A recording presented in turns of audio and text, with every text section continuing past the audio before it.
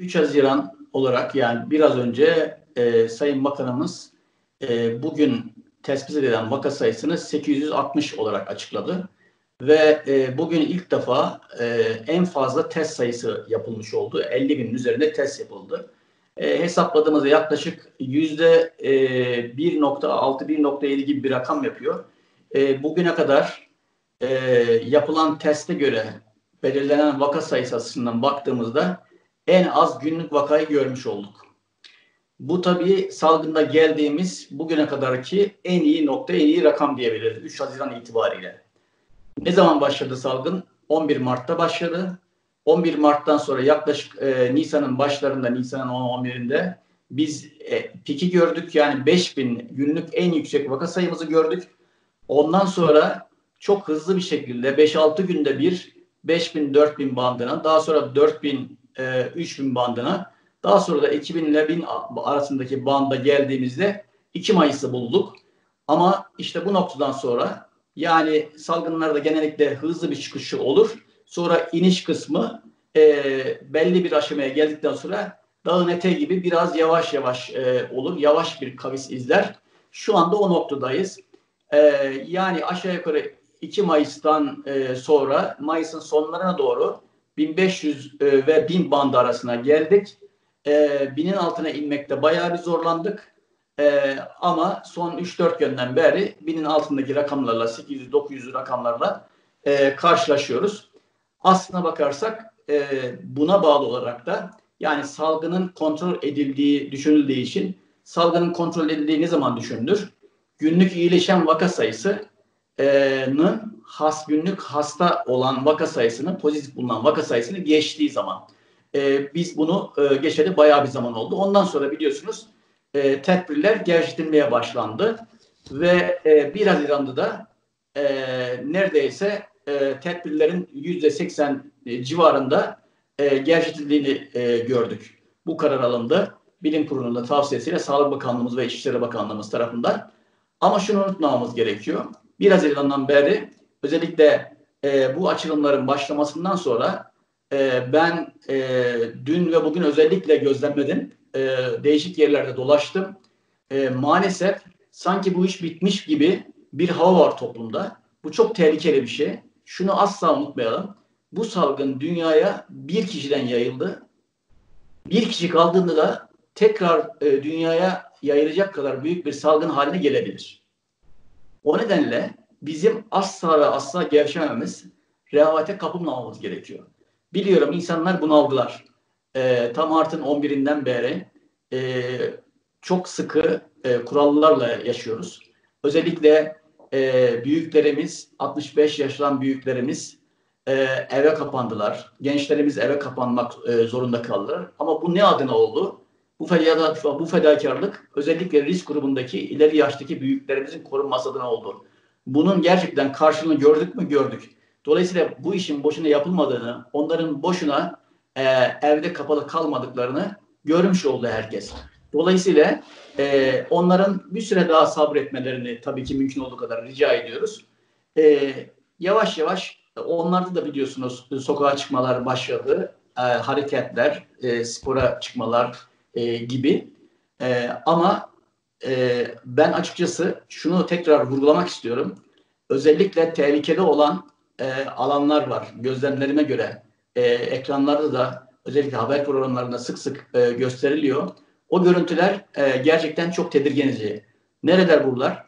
Toplu taşıma araçları, pazar yerleri, bazen alışveriş merkezleri ve bazı parklarda ciddi kalabalıklar oluşuyor. Bu kalabalıklarda sosyal mesafe yani 1,5-2 metreden daha yakına yaklaşmalar, kalabalıklaşmalar çok fazla görüyoruz. Hatta ve hatta bazı restoranlarda yeni açılmasına rağmen bazı kafelerde de gençlerin çok yoğun bir şekilde asla kurallara dikkat etmeden birbiriyle uzun sohbetler yapıldığını görüyoruz. Sohbet sırasında konuşma ile tükürük yayılımıyla, zerrecikleriyle virüs yayılımının çok kolaylıkla olabildiğini tekrar hatırlatmamız gerekiyor. Şimdi ben şunu söylemek istiyorum. Eğer bayramdaki sokağa çıkma kısıtlamasının rakamlarını biz 1000'in altına iniş olarak gördük şimdi yararına. 1 Haziran'dan sonraki açılımların, bayramdan sonraki sokağa çıkma kısıtlarının kaldırılmasının dediğim gibi toplumda bir rehavet oluşturduğunu gözlemliyorum. Bu sadece benim düşüncem değil. Sayın Bakan da tekrarladı, tekrar uyarıyor. Diğer akademisyen arkadaşlarımız da uyarıyorlar.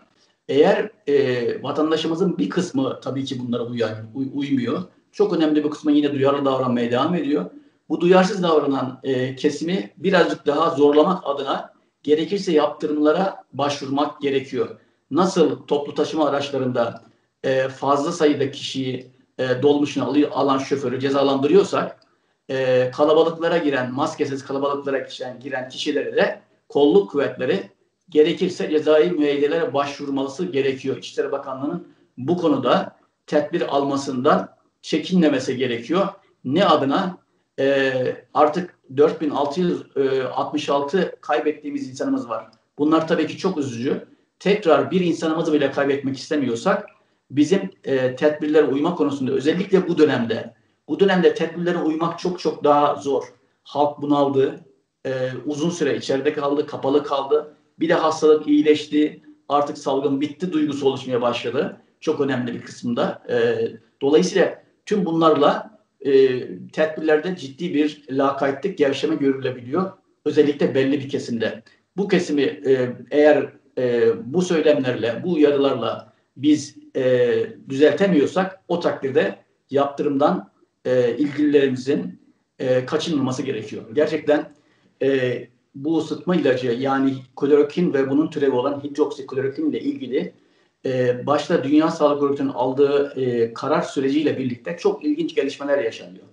Bir kere şöyle söyleyeyim, bu ilaç işiyle uğraşan her bilim adamı çok iyi bilir ki bir ilaçla ilgili karar verebilmek için kanıt değeri yüksek bir klinik araştırmanın herkesin kabul edebileceği bir standartta yayınlanmış olması gerekiyor. Bir dergide, standardı yüksek bir dergide yani Lancet gibi bir dergide yayınlanmış olması gerekiyor. Normal zamanlarda Lancet gibi bir dergide biz bu işle uğraştığımız için biliyoruz. En çok zorladığımız şeylerden bir tanesi bu tip dergilerde yayınlanabilecek standartta kalitesi yüksek yayın araştırma yapabilmektir. Çünkü çok sıkı kuralları vardır. Çok ciddi hakem kontrollerinden geçer yazılar ve ondan sonra yayınlanır. Ama gelin görün ki bu son Lancet'te çıkan çalışma bir gözlemsel çalışmaydı. Yani sıtma ilacı kullanılan hastaların hastane kayıtlarının irdelendiği, ele alındığı ve üstelik de Sayın Bakan'ın da açıkladığı gibi ben bunu gerçekten çok önce eleştirmiştim. Bugün daha fazla gündemimize gelmeye başladı. Dolayısıyla böyle bir gözlemsel çalışmayı geriye dönük üstelik de konunun uzmanı olmayan meslek grupları tarafından bir şirket tarafından devrenip çok yüksek oranlarda bu ilaca bağlı kalp ölümlerinin görüldüğünün yayınlanması bir kere kontrol edilmeden, hakem heyetleri tarafından irdelenmeden yayınlanması Lancet gibi bir dergiden beklenecek bir şey değildi açıkçası. Bu işle uğraşanlar buradaki garabeti normalde hemen fark etmeleri gerekir. Ama Dünya Sağlık Örgütü gibi sağlığın dünyadaki en üst düzey örgütü geçmişte birçok konuda bu salgın yönetimiyle ilgili eleştiri aldı. Burada da yine doğal olarak eleştirildi. Çünkü çok acele bir kararla yine Dünya Sağlık Örgütü başlattığı büyük bir klinik araştırma grubuyla Solidarite denilen buradaki klorokin yani sıtma ilacı kolunu askıya aldı. Kolunda bu ilacı kullanmayı askıya aldı. Tabii dünyanın sağlıktaki bir numaralı örgütü böyle bir karar alınca ister istemez tüm dünyada bununla ilgili tartışma ve tedirginlikler yaşanır. Nitekim bizim bu ilacı uzun süreden beri kullanılan sıtma ilacının 1950'den beri ruhsatlı olduğunu, başta sıtma olmak üzere bazı romatizmal hastalıklarda yaygın olarak tüm dünyada kullanıldığını hatırlatmak isterim. Ve üstelik de uzun süre kullanılır ve yüksek dozda kullanılır. Yani şu anda bizim Covid'de kullandığımıza göre daha yüksek dozda kullanılır. Diğer taraftan tabii ki hastalarımızın bir kısmı çekindiler bu karar üzerine ve kardiyak riski yani kalple ilgili ölümcül riskler olabileceği düşüncesiyle bazıları ilaçlarını bırakmak istediler. Ve o kadar çok fazla telefon aldık ki bu ilaçla ilgili vatandaşımızdan, bu ilacı sürekli kullananlardan. Tabii ki bu bizi çok zorladı açıkçası, zor duruma düşürdü. Yani Dünya Sağlık Örgütü'nün bu şekilde birazcık dikkatsiz bir kararı bu tip sonuçları oldu maalesef. Bu karar tabii ki erkendi. Çünkü böyle gözlemsel bir çalışmayla, yani standardı, kanıt değeri yüksek olmayan bir çalışmayla böyle bir karar alması çok doğal olarak eleştirilmesi gerekiyordu. Lancet'in de böyle bir yayını yapması çok doğru değildi. Böyle bir çalışmayı yayınlaması doğru değildi. Nedir peki kanıt değeri yüksek çalışma tıp uzmanlar açısından, otörler açısından? O da randomize kontrollü klinik çalışmadır. Böyle bir çalışmayla ancak yüksek sayıda, çok sayıda vakayla yaptığınızda karara varabilirsiniz bir ilacın etkili olup olmadığına. Bu çalışmanın çok detaylarına girmek istemiyorum. Çok fazla eleştiren tarafı vardı. Bir tanesi hastane kayıtlarından yapılan derilemeydi ve üstelik de çok sayıda vaka olmasına rağmen 600 küsur bölgeden, 6 kıtadan birbiriyle standartı hiç tutmayan, ne şekilde kaydedildiği, kayıt standartları belli olmayan ve üstelik de hangi tip vakalarda kullanıldığı ile ilgili de iyi irdeleme yapılmamıştı. Ve üstelik de genellikle bu ilaç dünyada uzun süredir, ilk başlarda özellikle ileri vakalarda, ağır vakalarda çaresizlikten dolayı kullanılıyordu. Ağır vakalarda zaten ölüm oranı özellikle ilk zamanlarda daha fazlaydı. Dolayısıyla bir de şöyle bir şey de var. Doğal olarak sıtma ilacı kalbi etkileyen bir ilaç ama bunun oranı çok düşük. Normalde COVID'de de kalp etkileniyor ileri dönemlerde. Bu ikisi birleşince acaba bir kalbin etkilenmesinde oran, risk artıyor mu? Bunu tabii çalışmayla görmek lazım. Bizim prospektif dediğimiz, yani ileri dönük planlama yapılarak bir çalışmayla her türlü kontroller, denetimler alınarak, önlemler alınarak bu vakalarda kullanılması durumunda eğer risk varsa normalde prospektif çalışma böyle yapılır. Güvenli bir şekilde bu çalışma yapılabilirdi. Ne yapabilirdi Dünya Sağlık Örgütü? Eğer bu konuda biraz daha yapıcı olsaydı şunu yapabilirdi. Riski düşük olan hasta gruplarına, yani başlangıçta daha kalp tutulumu olmadan COVID'in başlangıç periyodunda ve hastaneye yatma, üstelik de ağır seyretme riski olanlarda değiştirebilirdi. Yani çalışmayı modifiye edebilirdi. Tamamen askıya almak yerine. Nitekim dünyada önemli merkezler bu şekilde bu çalışmayı, sıtma ilacı ile ilgili çalışmayı devam ettiriyorlar. Bunlardan bir tanesi İngiltere. İngiltere'de Principle isimli çalışmayı Oxford Üniversitesi bu şekilde yapıyor. Hem 50-65 yaş arası altta yatan hasta olanlarda hem de 65 yaştan daha yaşlı popülasyonu alarak üstelik de hastane dışında aile hekimlerinin kullandırtıyor. Eğer sıtma ilacının bu derece Lancet'teki yayına göre veya Dünya Sağlık Örgütü'nün öngörüsüne göre bu derece yüksek bir yan etki riski olsaydı İngiltere gibi ilaç araştırmalarında çok titiz olan ülkelerden bir tanesi bu şekilde bir çalışmayı, bu da üstelik çok sayıda vakayı içeren bir çalışmayı yapmazdı. Bir kere Dünya Sağlık Örgütü'nün temel görevlerinden bir tanesi ucuz, kolay erişilebilir bir ilacı böyle yaygın kullanılan, fakir ülkelerin de kullanabileceği bir ilaca erişimi kolaylaştırması gerekir. Bununla ilgili arayışları zorlaması gerekirdi. Ama ne yaptı Dünya Sağlık Örgütü? Böyle herkesin ulaşabileceği ucuz bir ilacı bir çırpıda çöpe atmış gibi oldu. Dolayısıyla bu bizim yadırgadığımız bir durum oldu açıkçası. Nitekim bugün yani 3 Haziran akşamı Sayın Sağlık Bakanımız da açıkladı ki bizde 1800 vaka dokümente edildi ve 1800 vakanın içinde sadece 3 vakada kalp ritim bozukluğu meydana geldi. Bu da ölümcül olmadığı, ilaç kesildikten sonra geri düzeldiği gösterildi. Bu veri bizim geçmişte bu ilaçla ilgili bildiğimiz ilacın prospektüsünde, kullanım talimatında yazan oranlara benzeyen bir orandır. Demek ki Dünya Sağlık Örgütü'nün aldığı karar, Lancet'te çıkan bu yayın çok ciddi anlamda soru işaretlerini hak eden bir durum oldu. Evet, bu da aslında çok uzun konuşulması gereken çok önemli bir soru. Evet. Pasif aşıdan Kızılay Başkanımızın sözünü ettiği pasif aşı biliyorsunuz COVID'in ileri vakalarında kullandığımız plazma vardı. Hastalığı geçiren kişilerin kanlarını da alınıp plazmasının ayrıştırılıp içinde o hastalığa karşı koruyucu antikorları vererek ağır vakalarda ciddi oranlarda düzelme sağladık. Bunu sadece biz değil, dünyada da önemli sayıda ülke kullanmış oldu. İşte bu plazmaların içinde bir de bizim antikor dediğimiz, yani virüslerle direkt savaşan, bu virüse özgü vücudun geliştirdiği antikorlar, silahlar plazmanın içinden ayrılıştırılıp alındığında buna Kızılay Başkanımız, vatandaş belki kolay anlasın diye pasif aşı dedi, ama bu bir aşı değil aslına bakarsınız. Bizim pasif bağışıklık unsuru dediğimiz hastalığa geçirmiş kişilerin kanında oluşan virüslere karşı gelişmiş olan koruyucu silahlar, antikorlar. Bu antikorları bir kişiye verdiğiniz zaman yaklaşık 2-3 ay kadar etkinliğini devam ettirirler. Hem tedavi amaçlı kullanılabilir bunlar, hem de korunma amaçlı kullanılabilir. O yüzden şu anda COVID'de herhangi bir aşının ve de bu virüse karşı etkili, güçlü bir ilacın olmadığı bir süreçte böyle bir imkanın olması son derece değerli. Üstelik plazmada çok fazla miktarda sıvı vermiş oluyorsunuz. Bazı kimselerde bu yan etki oluşturabilir, alerjik reaksiyon oluşturabilir.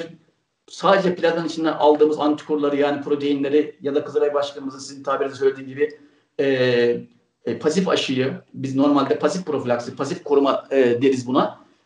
Pasif profilaksiyi yaptığınız zaman, korumayı yaptığınız zaman son derece güvenli olur. Ve de bu çaresizlik içinde çok büyük bir silah bu açıkçası. Üstelik de aslına bakarsanız kolay elde edebilecek bir iş. Bu çok eski bir yöntem. Ta 90'lı yıllarda ben kendi laboratuvarımda hepatit B için Kızılay'ın Ankara'daki merkezinde, serum üretim merkezinde, immunoglobulin üretim merkezinde hepatit B için immunoglobulin üretmiştik 1990'ların sonlarında. Ama maalesef 2000'lerden önce teknolojisi eski diye o laboratuvar kapatıldı ve o günden bugüne henüz kan ve kanunla ilgili, yani kandan bu pasif bağışıklık unsurlarının antikorları ayrıştırıp hiperimmunoglobulin yapacak imkana sahip olamadık maalesef. Peki Almanya'ya neden Almanya'ya gönderiliyor? Çünkü bununla ilgili bizde bir üretim merkezi yok. Bunun ihalesinin yapıldığını ve kısa bir süre sonra bizi de bir firmamız tarafından bu işlemlerin yapılacağını, sadece bunun değil tabii, kandan elde edilen ne kadar ürün varsa onların hepsinin elde etmeyle ilgili bir fabrikamızın olacağını ben açıkçası duydum. Bu hastalığın başladığında bunu da akla getirip açıkçası hem Kızılay'da hem de bu işte uğraşan firmamızın yetkilileriyle görüşüp bilgi almıştım. Doğal olarak Kızılay'ın elindeki plazmaları, biriktirdiği ve dondurduğu plazmaları Almanya'da, demek ki Almanya'yla bağlantı kurulmuş. Oradaki fabrikaya gönderilip, orada üretilip bize tekrar bu pasif bağışıklık antikorlarının bizim elimizde bulunması bir kere çok hayati öneme sahip. Sonbaharda, özellikle kış aylarında tekrar hastalıkta artış öngörülüyor herkes tarafından. Artış olduğu zaman özellikle sağlık çalışanları cephede çalıştığı için ve sağlık çalışanlarından hiç çok fazla, sağlık çalışanlarında ya da riski yüksek olan kişilere bu antikorların verilmesi 2-3 ay düzeyinde koruma sağlayacaktır. Biz bu süreci bu ürün sayesinde çok rahat geçirebileceğiz. Olabildiği kadar burada tabii çok önemli. Hastalığı geçirmiş olan kişilerimizin plazmalarını bağışlamaları ve Kızılay marifetiyle bunların dondurulup antikora çevrilmesiyle alakalı bu çalışmalara katkı vermelerinin ben çok değerli olduğunu düşünüyorum. Kızılay'ı da başta başkan olmak üzere bu girişiminden dolayı da tebrik ediyorum. Siz aslında en fazla riskli olan alanları belirttiniz. Bunların içinde bana göre en risklileri toplu taşıma araçları diyebiliriz ve pazar yerleri. Çünkü buralarda, özellikle pazar yerlerinde maskesiz olan insanların çok ciddi kalabalıklar oluşturduğunu gözlemliyorum ben. Bir de restoranlarda mümkün olduğu kadar yemeğin çabuk yenilmesi ve de konuşulmaması gerekiyor. Yemek sırasında maske yokken sohbet edilmemesi gerekiyor. Camilerimizde ben biraz gözlemledim. Cemaatin çok önemli bir kısmı maskeye kesinlikle kullanıyor ve sosyal mesafe de çok güzel ayarlanmış gibi görünüyor camilerimizde. Burada tabii imamın çevresinde risk olabilir. İmam çünkü ister istemez yüksek volümlü duaları okuyacağı için, sureleri okuyacağı için onun çevresinde birazcık daha geniş bir alan bırakılabilir. 1,5 metre mesafe bırakıldıktan sonra, herkes de maskesini kullandıktan sonra, diğer hijyenlere de uyulduktan sonra açıkçası çok büyük risk görmüyorum ben camilerde. Ama AVM'lerde özellikle hava akımıyla alakalı, klimalarla ilgili kurallara uyulursa ve sosyal mesafeye uyulursa, gereğinden fazla insan AVM'lere kabul edilmezse o risk de minimize edilmiş olunabilir diye düşünüyorum. Sağlık Bakanlığı'nın yayınladığı meslek kuruluşlarına göre alınacak tedbirlere eğer her meslek kuruluşu, her işletme harfi harfine uyarsa açıkçası hastalıkta tekrar alevlenme görme ihtimalimiz düşük olacaktır diye düşünüyorum ben. Maçlarla ilgili de soru çok önemli.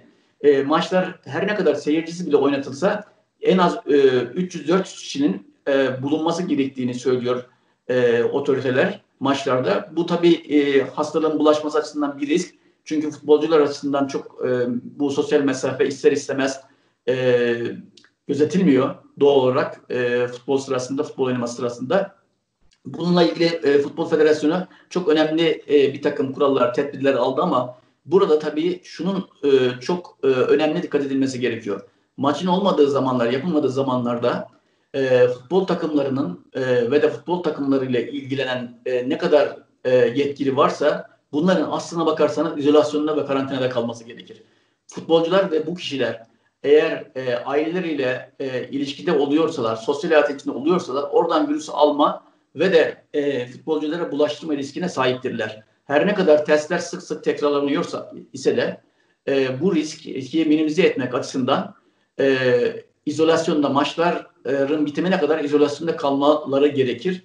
Keşke Futbol Federasyonu 8 haftada yapacağına, yani haftada bir maçları oynatacağına haftada 2 kere maçları oynatmış olsaydı ve tam izolasyon sağlamış olsaydı bu çok daha kolay yapılabilir bir şeydi. Tabii göreceğiz. Almanya'da aslında şu ana kadar bir sorun çıkmadı. Almanya örnek teşkil ediyor Alman futbol ligi. Bizde nasıl olacağını işte 12 Haziran'da başlayacak. Göreceğiz.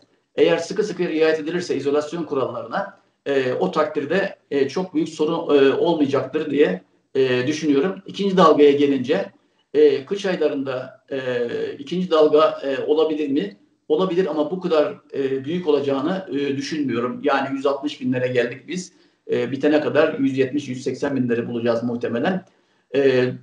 Kış aylarında Ağustos, Eylül'e kadar en geç sıfırlanacağını düşünüyorum ben bizde rakamların, günlük vaka sayılarının. Ne olacak? Kış aylarında Ekim, Kasım'da tekrar vakalarda artışlar meydana gelebilir.